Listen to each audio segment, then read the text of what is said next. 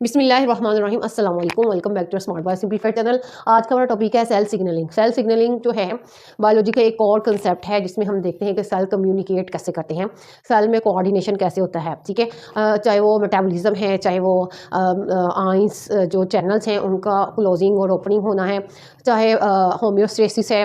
ठीक है, ये सारी चीज़ें होती हैं, कैसे हो रही हैं ये हम देखेंगे। ठीक है, सेल सिग्नलिंग को सबसे पहले डिफाइन करते हैं, होता क्या है सेल सिग्नलिंग। सेल कम्युनिकेशन, इसका मतलब लगा लें तो वो एबिलिटी सेल्स की जो कि कोई भी स्टिमुलस को डिटेक्ट करेगी। यानी स्टिमुलस क्या है, कोई भी चेंज इन एनवायरनमेंट। ठीक है, जैसे कि हम आइटम्स खाते हैं या फिर इस तरह से कुछ ऐसी डाइट लेना शुरू कर देते हैं जो हेल्दी है, तो इससे हमारी बॉडी में चेंजेस आती हैं। इसी तरह अगर हम अनहेल्दी चीज़ें जो है इनटेक करते हैं तो उससे अलहदा से हमारी बॉडी में चेंजेस आती हैं। तो वो चेंजेस जब आनी होती हैं तो उनको सेल डिटेक्ट करेंगे सबसे पहले, फिर उसके अकॉर्डिंगली जो है रिस्पॉन्स करेंगे, उसे हम बोलते हैं सेल सिग्नलिंग। अब ये होता कैसे है, जब सेल कोई सिग्नल ट्रांसमिट करे, वो सिग्नल्स कोई मॉलिक्यूल्स हो सकते हैं, जो है एएमपी हो सकता है। ठीक है, और दूसरा क्या होता है, इससे स्पेसिफिक सेलुलर रिस्पॉन्स आता है। सेल में स्पेसिफिक कोई रिस्पॉन्स आएगा, जैसे मेटाबॉलिज्म होना है तो यानी एनर्जी का बनना है तो एनर्जी बनेगी। इसके अलावा होम्योस्टेसिस का प्रोसेस इसी के थ्रू हो रहा है। सेल डिवीजन करवानी तो सेल डिवीजन होगी, सेल को ग्रोथ होना है तो सेल ग्रो करेगा। इसी तरह एपोप्टोसिस जो प्रोग्राम्ड सेल डेथ जिसे बोलते हैं, वो भी सेल सिग्नलिंग के ही थ्रू होती है। तो सिंपल क्या होता है, cell receive a message, then process it और देन अकॉर्डिंगली। तो इस तीनों प्रोसेस को क्या बोलते हैं, सेल सिग्नलिंग। हाँ जी, सेल सिग्नलिंग जो होती है वो सीरीज और मॉलिक्यूलर इवेंट्स के ज़रिए से हो रही होती है। ये नहीं है कि डायरेक्ट ही कोई मैसेज आया उसको जो है प्रोसेस करके उस पर उसको रिस्पॉन्स कर दिया, ऐसे नहीं होता। ये तकरीबन 3 इसके स्टेप्स होते हैं किसी भी सेल सिग्नलिंग के लिए, चाहे वो मेटाबॉलिज्म होना है, चाहे वो सेल डिवीजन होनी है, सेल ग्रोथ होनी है, सेल डिफरेंशिएशन होनी है, होम्योस्टेसिस का प्रोसेस है, या किसी और तरह की एपोप्टोसिस होनी है। तो सबको एक मॉलिक्यूलर इवेंट्स के थ्रू ही जो है प्रोसेस किया जाएगा, सेल उसके अकॉर्डिंग ही जो है रिस्पॉन्स करेगा। तो पहला स्टेप होता है सिग्नल रिसेप्शन, सेकंड स्टेप है सिग्नल ट्रांसडक्शन, और तीसरा स्टेप है हमारे पास सेलुलर रिस्पॉन्स। यहाँ पे आगे यहाँ पे देखते हैं, सबसे पहले ये हमारे पास एक सेल है और ये हमारे पास सेल का साइटोप्लाज्म है, और ये हमारे पास एक्स्ट्रा सेलुलर फ्लूइड है। ये सेल के बाहर की स्पेस है, उसे हम एक्स्ट्रा सेलुलर स्पेस या एक्स्ट्रा सेलुलर फ्लूइड बोलते हैं। ठीक है, और ये जो रेड लाइन है ये हमारे पास सेल मेम्ब्रेन है, लेट्स सपोज।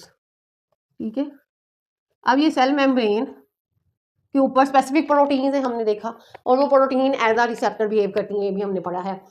तो जब कोई सिग्नल मॉलिक्यूल आता है तो इसने जो है आके रिसेप्टर के साथ बाइंड होना होता है।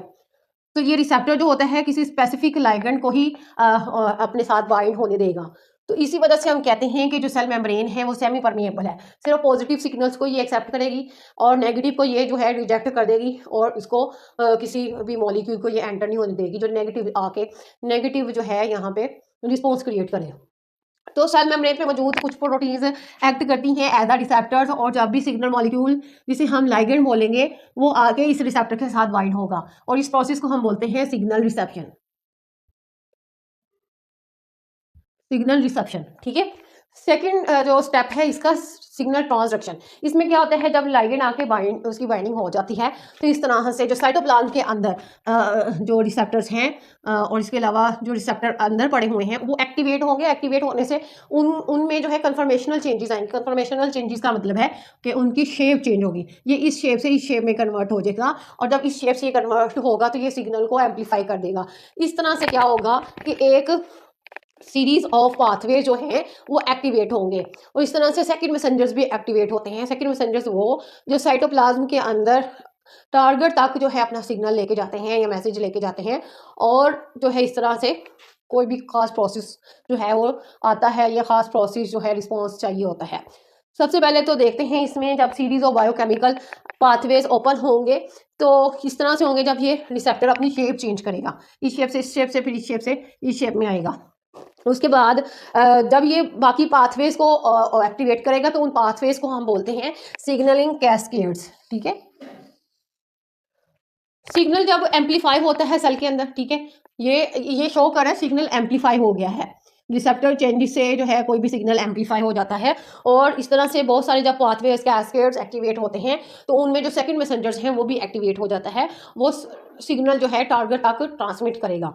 तो वो सेकंड मैसेंजर्स होते हैं CAMP, साइक्लिक AMP इसको बोलते हैं।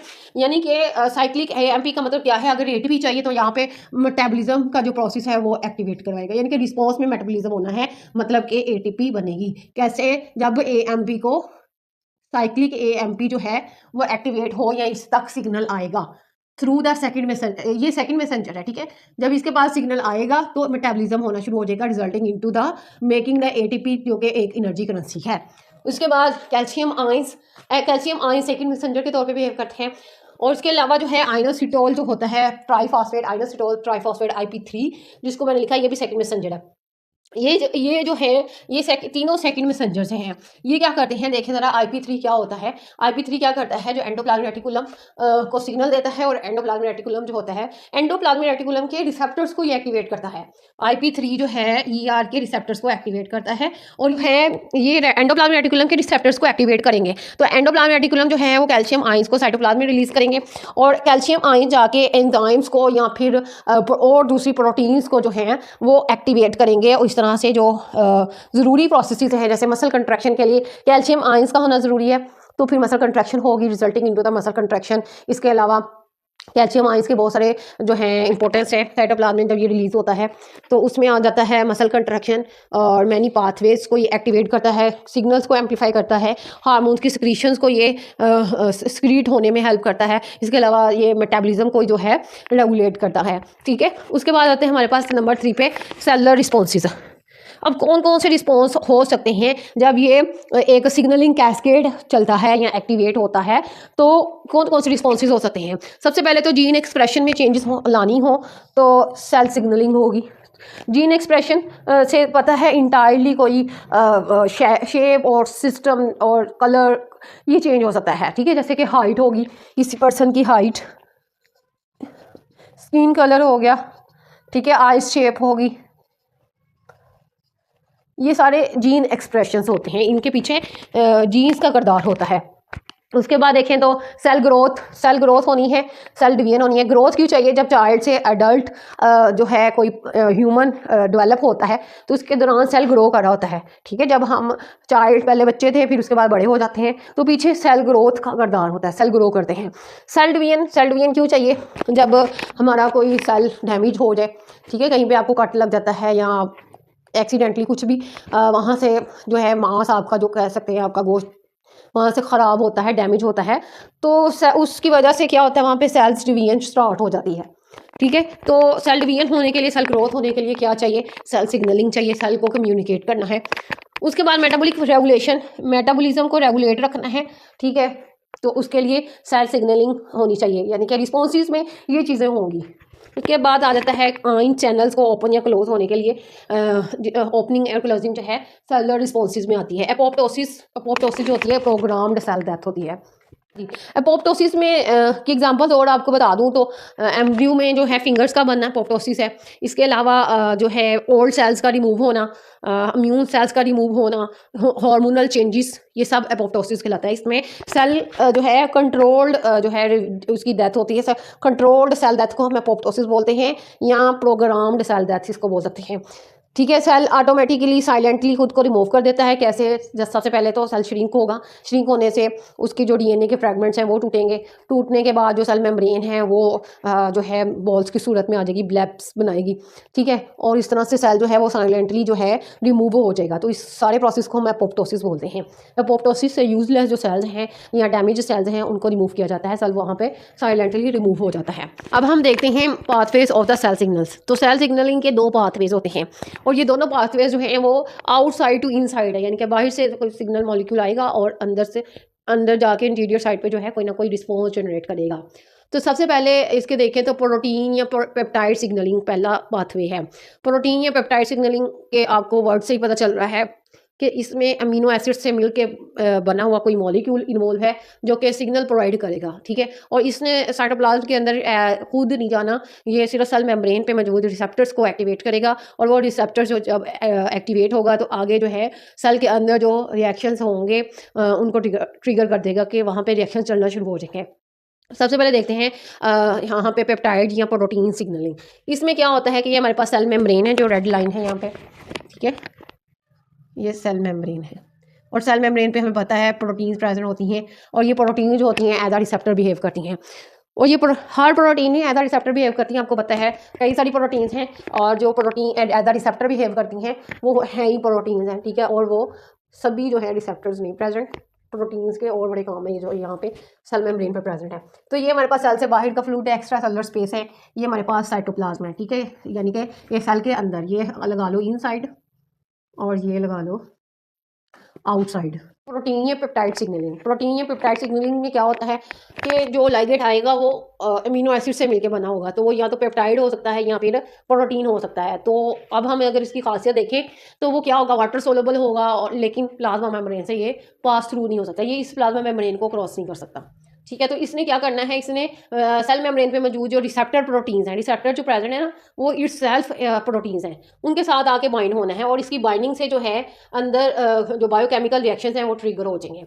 तो इस ट्रिगर होने से क्या होता है कि जो सेकंड मैसेंजर है वो जनरेट होगा, और सेकंड मैसेंजर जनरेट होने से क्या होगा, सेलुलर रिस्पॉन्स आएगा। सेलुलर रिस्पॉन्स जैसे कि जीन एक्सप्रेशन, मेटाबॉलिज्म होगी, सेल ग्रोथ होगी, सेल डिवीजन होगी, एपोप्टोसिस होगी। एपोप्टोसिस का मैं फिर बता देती हूँ, प्रोग्राम्ड सेल डेथ को हम एपोप्टोसिस बोलते हैं, जिसमें कोई भी सेल कोई यूजलेस हो या डैमेज हो वो खुद ब खुद खुद को रिमूव करता है। कैसे? साइलेंटली उसकी डेथ हो जाती है, वो सबसे पहले श्रिंक करेगा और उसके जो डीएनए के फ्रेगमेंट्स हैं वो टूटने लग जाएंगे, और फिर जो है उसकी सारी मेम्ब्रेन ख़त्म होगी और वो साइलेंटली क्या हो जाएगा, वहाँ से रिमूव हो जाएगा।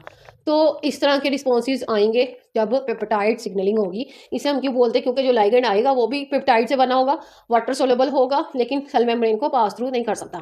तो जो रिसेप्टर है वो तो है ही प्रोटीन है। तो जब ये आके बाइंडिंग होगी यहाँ पे सेल रिसेप्शन सिग्नल रिसेप्शन होगी, तो आगे जो है बायोकेमिकल पाथवेज कैस्केड जो होते हैं वो ट्रिगर हो जाएंगे, उससे सेकंड मैसेंजर जनरेट होगा, जैसे कि साइक्लिक एएमपी। यानी कि साइक्लिक एएमपी जब आएगा ना, इस तरह का जब कोई सेकंड मैसेंजर आएगा तो यहाँ पे मेटाबॉलिज्म जो होता है वो होना होता है, ठीक है। यहाँ पे न्यूक्लियस के अंदर नहीं, सेल के अंदर मेटाबॉलिज्म का प्रोसेस जो होता है वो शुरू हो जाएगा। इसके अलावा किस किस्म का रिस्पॉन्स आ सकता है, आपको पता है, सेल ग्रोथ होना, सेल डिवीजन होना, एपोप्टोसिस या जीन एक्सप्रेशन। हाँ जी, इसका प्रोसेस कैसे होता है, इसका मैकेनिज्म कैसे होता है कि ये सेल मेम्ब्रेन को क्रॉस कर जाएंगे। जब ये क्रॉस करेंगे तो सेल साइटोप्लाज्म के अंदर या फिर जो है न्यूक्लियस के अंदर किसी रिसेप्टर को रिसेप्टर के साथ ये जाके बाइंड होंगे। बाइंडिंग होने से ये बनाएंगे रिसेप्टर हार्मोन कॉम्प्लेक्स, क्योंकि ये इट सेल्फ जो लाइगेंड आएगा वो हार्मोन टाइप का होगा, जिसे स्टीरॉयड हार्मोन हमने इसीलिए तो बोला इसको। तो ये रिसेप्टर हार्मोन कॉम्प्लेक्स बनाएगा, तो ये हार्मोन कम्प्लेक्स डायरेक्ट न्यूक्लियस में एंटर हो जाएगा, क्योंकि ये वहाँ पे नहीं होगा ना, तो इस वजह से ये इसमें एंटर होगा। और एंटर होने से ये जो रिस्पॉन्स करेगा उसमें आ जाता है हमारे पास प्रोटीन्स का बनना, ठीक है। कोई प्रोटीन्स की डेफिशिएंसी है तो उसका बनना, और यानी प्रोटीन्स के बनने के प्रोसेस को हम क्या बोलते हैं, ट्रांसक्रिप्शन। तो ट्रांसक्रिप्शन के रिजल्ट में कोई भी प्रोटीन की नीड है उसको पूरी की जाती है सेल के अंदर, ठीक है। तो ये है इसका प्रोसेस, इसमें स्पेसिफिक प्रोटीन्स बनाई जाती हैं, और इसी को हम सेलुलर रिस्पॉन्स बोलते हैं, जो कि स्टीरॉयड हार्मोन सिग्नलिंग से आता है। स्टीरॉयड हार्मोन सिग्नलिंग में आ जाते हैं हमारे पास जो हार्मोन्स हैं, उसकी एग्जांपल आपको पता है, एस्ट्रोजन है, ठीक है, एस्ट्रोजन, कोर्टिसोल है, ये सारे स्टीरॉयड हार्मोन हैं। एल्डोस्टेरोन है, टेस्टोस्टेरोन है, टेस्टोस्टेरोन,